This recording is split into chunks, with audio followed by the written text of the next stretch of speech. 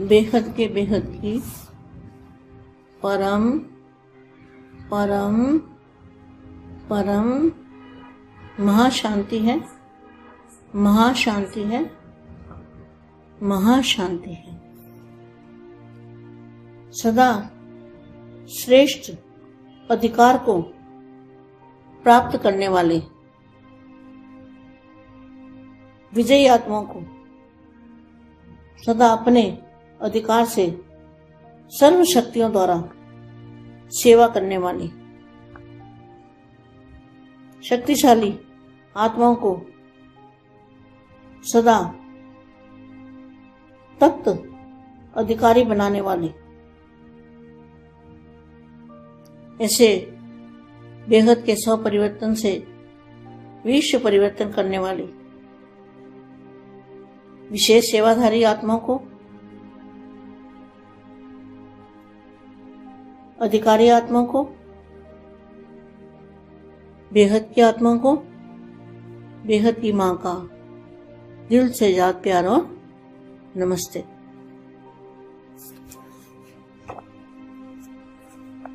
यहां लिखा है डबल विदेशी बच्चों से। तो डबल विदेशी कौन है? जो बेहद की आत्माएं हैं उनको ही डबल विदेशी कहेंगे। माया जीत प्रकृति जीत बनाने वाले बापू जी क्या कर रहे हैं? हमें माया जीत बना रहे हैं और प्रकृति जीत। तो माया कौन है और प्रकृति कौन है? माया है जो इन आंखों से दिखाई देती है, सब माया है। चाहे देह और देह के संबंध हो, चाहे कोई वैभव वस्तु कुछ भी हो, जो इन आंखों से दिखता है वो सब माया है। तो बापू जी क्या कर रहे हैं? हमें माया जीत बनाने की शिक्षा देते हैं। माया जीत प्रकृति जीत। तो प्रकृति जीत का मतलब क्या है? प्रकृति माना पांच तत्व, पांच तत्वों की दुनिया, पांच तत्वों का वायुमंडल। जो वायुमंडल है वो पांच तत्वों का है, तो उसी में से माया बनती है ना। माया कहाँ से बनती है? जो पांच तत्वों का वायुमंडल है, आकाश वायु अग्नि जल धरती, जो भी हमारे पास आज वायुमंडल है उसी से माया बनती है ना, जो भी देख रहे हैं इन आंखों से। तो हमें बापू जी क्या बना रहे हैं? माया जीत और प्रकृति जीत, इनको जीतना है। अब आगे और अच्छा महावाक्य आएगा। वाणी के अंदर इतनी ज्यादा गहराई है कि उसको अगर गहराई से देखो तो एक एक शब्द पद्मों का भाग्य दिलाने वाला है। तो विदेशी बच्चों से बाप मिलते हैं। विदेशी अर्थात सदा स्वदेश। अब जहां भी बाप दादा है, वैसे तो बेहद का बाप दादा होना चाहिए, क्योंकि हद के बाप दादा को तो ज्ञान ही नहीं है। तो हद के बाप दादा की जगह बेहद के बाप दादा होना चाहिए। तो बेहद के बाप दादा कौन? बेहद का बाप है 9 लाख वाला बाप छोटू राम जी, और बेहद के दादाजी है बेहद के दादाजी हमारे बापू जी। होना ये चाहिए शब्द। डबल विदेशी। तो विदेशी अर्थात सदा स्वदेश। विदेशी अर्थात सदा स्वदेश। स्वदेश माना अपना देश। तो अपना देश कौन सा है? अपना देश है परम प्रकाश का, परम लाइट का। स्वीट होम, वो स्वीट होम है। स्वीट होम का अनुभव करने वाले सदा मैं स्वदेशी स्वीट होम का रहने वाला, परदेश में क्या? सदा मैं स्वदेशी स्वीट होम में रहने वाला, प्रदेश में, पर राज्य में, स्वराज्य अर्थात आत्मिक राज्य का सुख का राज्य स्थापन करने गुप्त रूप में प्रकृति का आधार ले पाठ बजाने के लिए आए हैं। देखो इसका कितना गहरा राज है। क्या करने आए? स्थापना, सुख राज्य का सुख का स्थापन करने गुप्त रूप में प्रकृति का आधार ले। प्रकृति माना पांच तत्वों का आधार, पांच प्रकृति का आधार ले पाठ बजाने के लिए आए हैं। स्वदेशी, स्वदेशी माना तो परम प्रकाश की दुनिया है, अपनी दुनिया, अपना राज्य। स्वदेशी पाठ परदेश में बजा रहे हैं। है स्वदेशी बच्चे बेहद के, लेकिन पाठ बजा रहे हैं परदेश में। यह प्रकृति का देश है। किसका? पांच तत्वों का देश है ना, पांच तत्वों का देश है, प्रकृति का देश है। स्वदेश आत्मा का देश है, जहाँ पे आत्मिक स्वरूप में रहते हैं, फरिश्ता स्वरूप में रहते हैं, उसको कहेंगे स्वदेश आत्मा का देश है। अभी प्रकृति माया के वश में है। देखो तो पांच तत्वों की जो दुनिया है वो माया के वश में कैसे है? जो भी इन आंखों से देखते हो वो बढ़ता ही जा रहा है, बढ़ता ही जा रहा है, बढ़ता ही जा रहा है, बहुत बढ़ गया है। तो क्या हुआ? प्रकृति माया के वश में है, तो माया बढ़ती जा रही है ना। ये प्रकृति में से माया निकली है ना, तो माया बढ़ती जा रही है। तो प्रकृति माया के वश में है। तो प्रकृति माया के वश में कैसे है? प्रकृति माना हमारा शरीर भी पांच तत्वों का है, इसको भी प्रकृति कहेंगे। माया के वश में है, तो कैसे माया के वश में है? गाड़ी चाहिए, खाना चाहिए, पीना चाहिए, नहाना चाहिए, हर चीज चाहिए, तो प्रकृति के वश में हो गए ना। हमारा जो शरीर है वो भी माया के बिना, ये माया है ना जो दिख रहा है, तो इसके बिना नहीं चल सकती ना। तो इसको कहेंगे प्रकृति माया के वश में है, माया का राज्य है, इसलिए परदेश हो गया। यही प्रकृति आपके माया जीत होने से, माया जीत माना जो इन आंखों से देखते हो उसको जीत लेना, उससे उपराम हो जाना। यही प्रकृति आपके माया जीत होने से आपकी सुखमय सेवाधारी बन जाएगी। तो प्रकृति में ना जो पांच तत्वों का वायुमंडल है वो परम प्रकाश का वायुमंडल बन जाएगा। कब बनेगा? जब माया जीत बनेगी। माया जीत माना माया में रहते हुए भी हमारी बुद्धि उपराम रहेगी, तो माया जीत बनेंगे। माया जीत होने से आपकी सुखमय सेवाधारी ये प्रकृति बन जाएगी। माया जीत, प्रकृति जीत। पहले माया को जीतोगे तब प्रकृति को जीत पाओगे। तो प्रकृति जीत माना वायुमंडल को परिवर्तन कर देना। जब वायुमंडल को बदलोगे, वायुमंडल को चुंबक में भर दोगे, चुंबक से वायुमंडल भर दोगे, तब बनोगे प्रकृति जीत। तो पहले माया जीत बनना है, फिर प्रकृति जीत होने से अपना सुख का, क्या लिखा है देखो कितना अच्छा लिखा है। ये वाणी जादू वाली वाणी है, इतनी समझने जैसी है। माया जीत, प्रकृति जीत। जो इन आंखों से देखते हैं इसको, इससे मन उपराम रहना, ज्यादा इच्छा नहीं रखना, जितनी जरूरत है उतनी चाहिए, तो प्रकृति जीत माना पांच तत्वों के वायुमंडल को परम प्रकाश से भरना, चुंबक से भरना, शक्ति से भरना, निसंकल्प अवस्था में रहना, इसको कहेंगे प्रकृति जीत।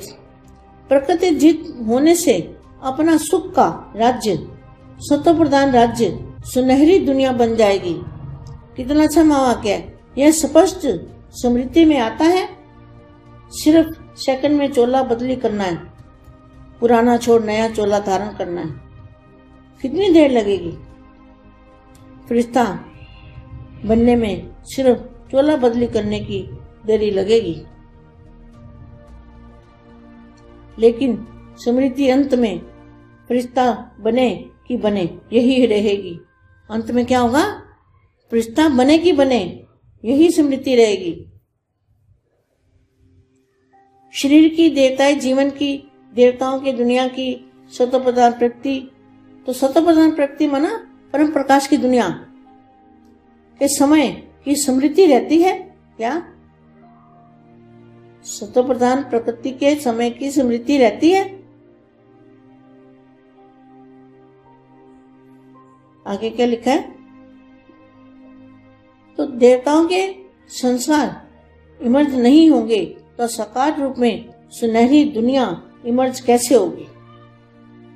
देवताओं के मना ज्ञान दान देने वाले, वायुमंडल बदलने वाले, वायुमंडल में पावर भरने वाले, वायुमंडल को परिवर्तन करने वाले, प्रकृति को पांच तत्वों से परम प्रकाश में बनाने वाले, इसको कहेंगे माया जीत।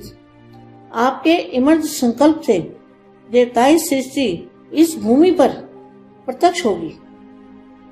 संकल्प स्वतः ही इमर्ज होता है, जहाँ अभी समझते हो बहुत देरी है। देवताई शरीर का आपका देव आत्माओं का आह्वान कर रहा है। दिखाई दे रहे हैं? अपने देवताई शरीर कब धारण करेंगे? पुराने शरीर से तो दिल नहीं लग गई, पुराना टाइट वस्त्र तो नहीं पहना हुआ है ना, तो पुराना शरीर, पुराना चोला पड़ा हुआ है, जो समय पर सेकंड में छोड़ नहीं सकते। निर्बंधन अर्थात लूज ड्रेस पहनना। तो डबल विदेशियों को क्या पसंद था? क्या पसंद है? लूज ड्रेस पसंद है ना। तो डबल विदेशी क्या करेंगे? बेगत के बच्चे तुरंत सेकंडों में, जब बापू जी की आवाज आएगी हैं, तो क्या करेंगे? सेकंडों में अपना चोला परिवर्तन कर देंगे और फिरता स्वरूप धारण कर लेंगे और उपराम अवस्था हो जाएगी। बेगत के बेगत की परम परम परम महाशांति है, महाशांति है, महाशांति। परम शांति బేహద్ పరివారంకు ఆత్మిక సోదరి సోదరులకు బాపూజీ దశరథ్ భాయ్ పటేల్ తెలుగు ఛానల్కు స్వాగతం। ఈరోజు మా బేహద్ సర్వశ్రేష్ఠ అధికారి ఆత్మలకు, విజయీ ఆత్మలకు బేహద్ స్వపరివర్తనయే విశ్వ పరివర్తన ఎలా చేయాలి విషయాన్ని హిందీ వీడియోలో ఇప్పటివరకు మీరు విన్నారు। దానికి తెలుగు అనువాదం। बेहद के बेहद परम परम परम महाशांति है, महाशांति है, महाशांति है। सदा श्रेष्ठ अधिकारी విజయీ రత్నాలకు, అధికారాన్ని పొందేటువంటి విజయీ ఆత్మలకి, సదా తమ అధికారంతో సర్వశక్తుల ద్వారా సేవ చేసేటువంటి శక్తిశాలి ఆత్మలకు, సదా సింహాసన అధికారిగా అయ్యేటువంటి తయారు చేసేటువంటి తండ్రికి బేహద్ పిల్లలైన వారికి, బేహద్ స్వపరివర్తనతో విశ్వ పరివర్తన చేసే ఆత్మలకి, విశేషమైన సేవాదారి ఆత్మలకు, అధికారి ఆత్మలకు బేహద్ మా యొక్క హృదయపూర్వకమైన ప్రియస్మృతులు మరియు నమస్తే। డబుల్ విదేశీ పిల్లలు అని ఇక్కడ అవ్యక్తవాణిలో రాయబడి ఉంది। డబుల్ విదేశీలు ఎవరు? విదేశీయులు ఎవరు? డబుల్ విదేశీయులు అంటే బేహద్ ఆత్మలు, అనగా మాయా జీతు, ప్రకృతి జీతుగా అయ్యేటువంటి ఆత్మలు। బాపూజీ ఏం చేస్తూ ఉన్నారు?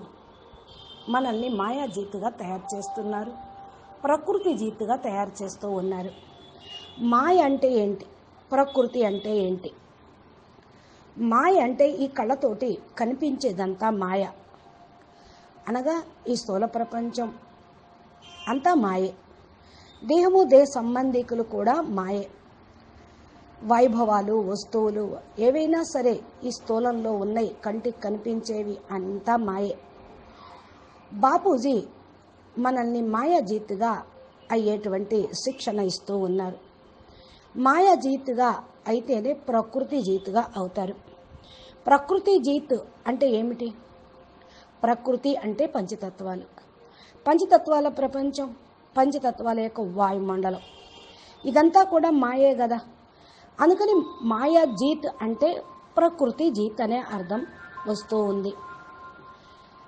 దానిలో ఏదైతే మాయలాగా తయారవుతూ ఉంటుందో, పంచతత్వాల వాయుమండలంలోకి, అనగా ఆకాశము, వాయువు, అగ్ని, జలము, భూమి ఏవైతే మన వాయుమండలంలో ఉన్నాయో దానన్నిటికీ కూడా మాయ ప్రపంచంగానే ఈ కళ్ళతోటి కనిపిస్తూ ఉంటుంది।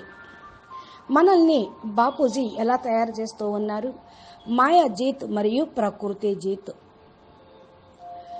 ఇలా అయినటువంటి వాళ్ళు విజయులుగా, జయించిన వాళ్ళుగా అవుతారు। మరి ఒకవైపున మంచి మహావాక్యం వస్తూ ఉంది, రెండో వైపున చాలా లోతుగా ఆలోచించినట్లయితే మనకేం కనపడుతుంది? ఒక్కొక్క మాటలో పదమాల యొక్క భాగ్యం కనపడుతుంది, బేహద్దు అర్థాలు కనపడుతూ ఉంటాయి. ప్రకృతి జీత్ కావాలి అంటే పంచతత్వాలను పరివర్తన చేసుకోవటం, స్వపరివర్తన. మాయా జీత్ అంటే ఈ యొక్క కంటికి కనిపించే స్థూల ప్రపంచాన్ని దాటి బేహద్దు ప్రపంచంలోకి, కంటికి కనిపించని అదృశ్యమైన ప్రపంచంలోకి, బేహద్దు ప్రపంచంలోకి వెళ్ళటము అనేది నేర్పుతూ ఉంది, చెప్తూ ఉంది.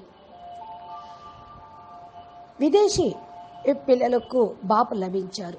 డబుల్ విదేశీ పిల్లలు అనగా సదా స్వదేశంలో ఉండేటువంటి పిల్లలు. ఎక్కడైతే ఈ మహావాక్యాల్లో అవ్యక్తవాణిలో బాప్ దాదా అని వస్తూ ఉందో ఇక్కడ బేహద్దు బాపు దాదా అని ఉండాలి. ఎందుకంటే హద్దులో బాపు దాదాలు అనేవాళ్ళు బేహద్దు జ్ఞానం అనేది ఇవ్వలేరు. హద్దు బాప్ దాదా ప్రదేశంలో బేహద్దు బాప్ దాదా అనేటువంటి మాటని పెట్టుకోండి. మరి ఇంతకు బేహద్దు బాప్ దాదా ఎవరు? ఎవరైతే బేహద్దు పిల్లలు 9 లక్షల మందిని రచన చేసినటువంటి బాపు ఉన్నారో చోటూరాం బాపూజీ, ఆయన బేహద్దు బాపు. దాదాజీ అంటే ఆ బేహద్దు బాపుని రచించినటువంటి సాకారంగా ఉన్నటువంటి దాదాజీ. అందుకని బేహద్దు దాదాజీ, బేహద్దు బాపూజీ, బాపు దాదాలు. ఇక్కడ బేహద్దుకే బేహద్దు దాదాజీ మన యొక్క బాపూజీ అనేటువంటి అర్థం వస్తుంది. ఈ యొక్క మాటలోనే అన్ని యొక్క నిగూఢ రహస్యాలు ఉంటాయి. డబుల్ విదేశీయులు, విదేశీయులు, సదా స్వదేశీయులు, ఇలా మాటలు చెప్తున్నారు అంటే విదేశీయులు అనగా సదా స్వదేశీయులుగా ఉండటం. డబుల్ విదేశీయులు అంటే 2 గోడలను దాటి బీకే పీబీకేని దాటినటువంటి బేహద్దు పిల్లలు. ఇందుకు తమ దేశం ఏది? మీ యొక్క దేశము పరం ప్రకాశం యొక్క దేశం, పరం లైట్ యొక్క దేశం, స్వీట్ హోమ్.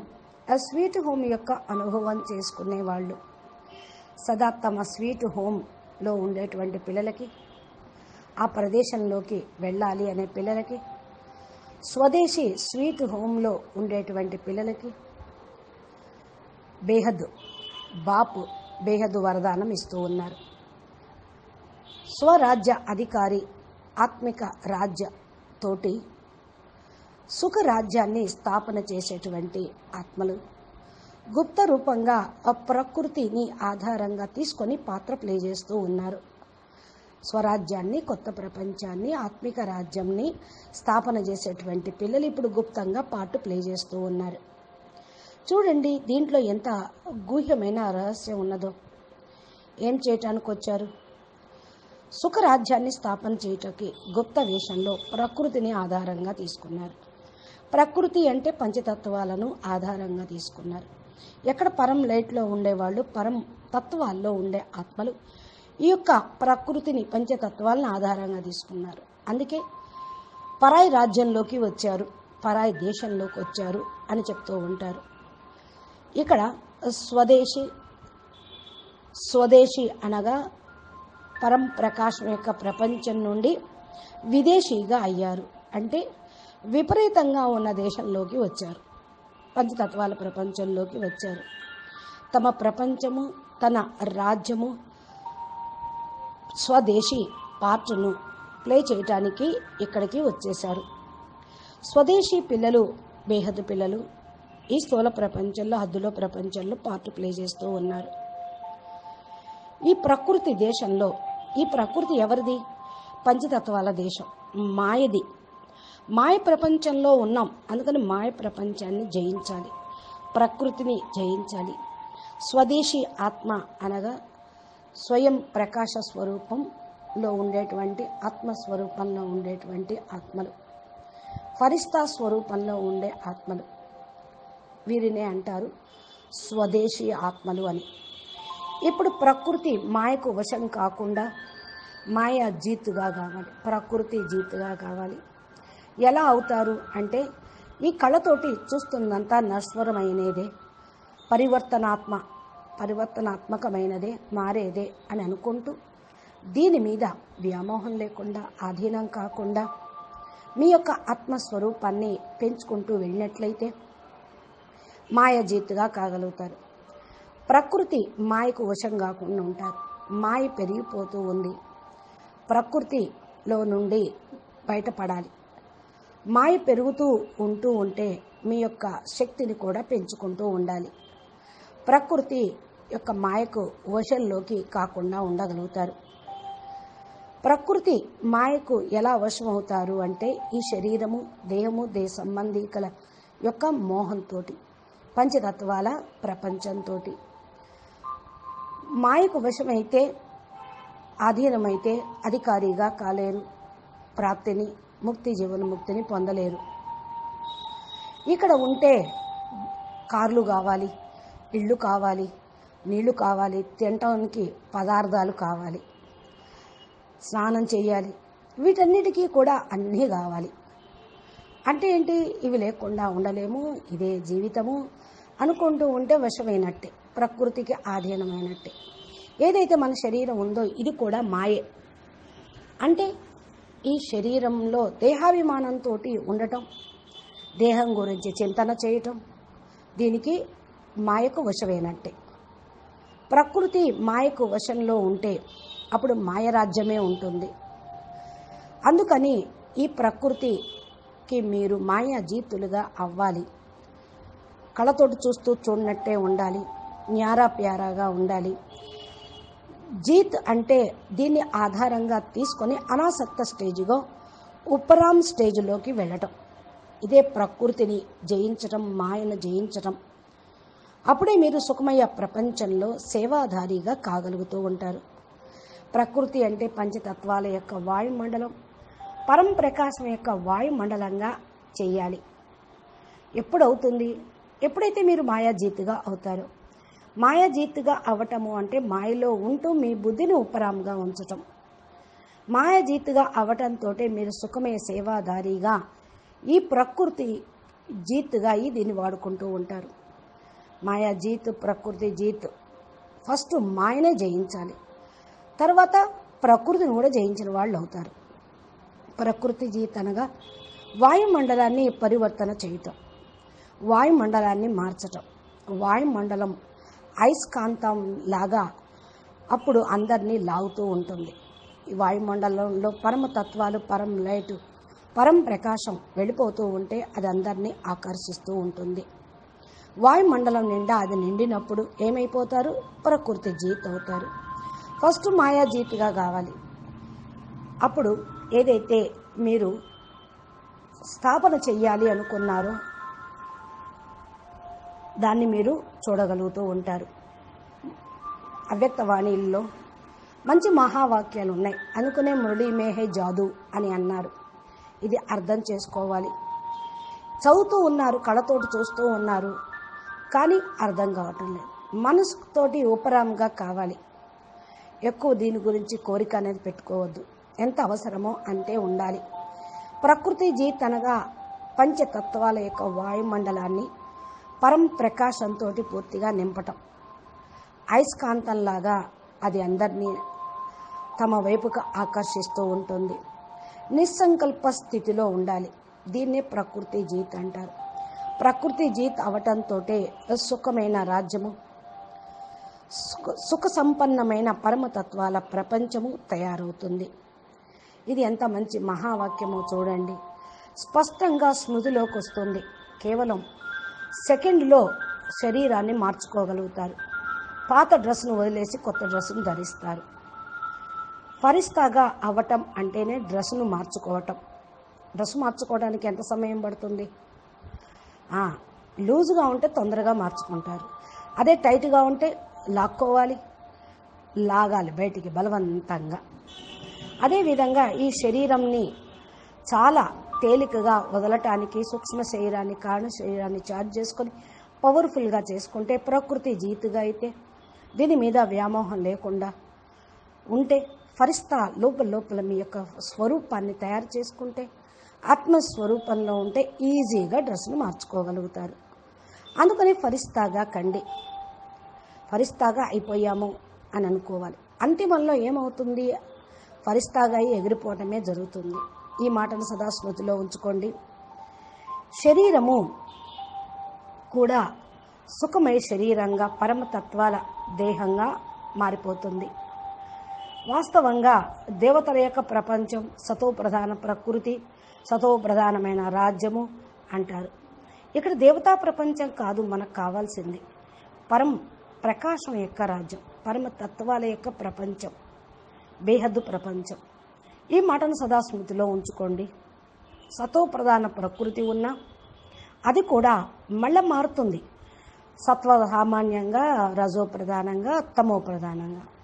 అందుకని ఏ సత్వ రజో తమో ప్రధానం లేకుండా నిర్వికార నిస్సంకల్పంగా ఉపరామ్ స్టేజ్, త్రిగుణాలకు అతీతంగా ఎటువంటి స్టేజ్ని తయారు చేసుకుంటే ఆ ప్రపంచంలోకి వెళ్ళగలుగుతూ ఉంటారు. ఇక్కడ దేవత సతో ప్రధానము అంటే అది కూడా మరలా హద్దే అవుతుంది. అందుకని దేవతల యొక్క సంస్కారాలు కూడా ఇక్కడ ఇమర్జు చేసుకోవద్దు. సాకార రూపంలో ఉన్నది కేవలం బేహద్దు పిల్లలు విశ్వ పరివర్తన చేయుటకు బేహద్దు ప్రపంచంలోకి, పరం లైట్ పరమతత్వ ప్రపంచంలోకి వెళ్ళిపోవాలి. దేవతలు అంటే జ్ఞానదానం చేసేవాళ్ళు, అంటే అందరికీ ఇచ్చేవాళ్ళు, వాయుమండలాన్ని మార్చేవాళ్ళు, వాయుమండలాన్ని పవర్ని నింపేవాళ్ళు, వాయుమండలాన్ని పరివర్తన చేసేవాళ్ళు, ప్రకృతి పంచతత్వాలను పరం ప్రకాశంలోకి మార్చేవాళ్ళు. ఇదే మాయాజీతుగా కావటం కూడా.